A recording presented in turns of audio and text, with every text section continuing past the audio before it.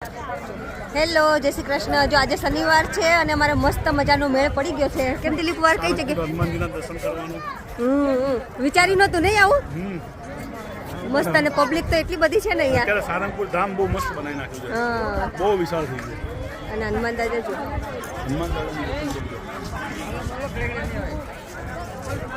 તો ચાલો બધા રીલમાંથી હનુમાન દાદાના આજે શનિવાર છે તો દર્શન કરી લ્યો ને